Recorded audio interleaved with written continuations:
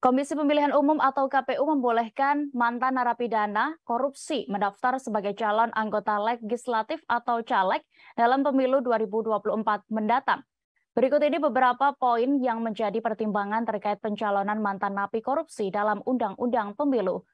Komisioner KPU Idam Holik menjelaskan alasan pemberian ini merujuk pada bunyi Undang-Undang Nomor 17 Tahun 2017 tentang Pemilu.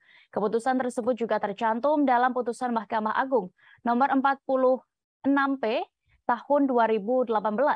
Berdasarkan Undang-Undang Nomor 17 itu, mantan napi diperbolehkan mencalonkan diri sebagai anggota legislatif dengan ketentuan, yakni membuat keterangan pernyataan pernah dipenjara sebagai syarat administratif pencalonan.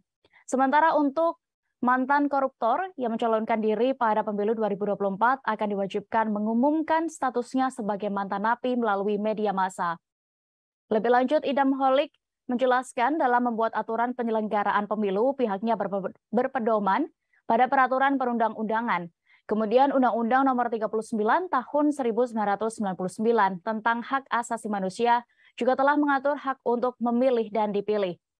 Sebagai informasi, polemik pencalonan mantan napi korupsi sebagai anggota legislatif juga pernah ramai menjelang pemilu 2019 lalu.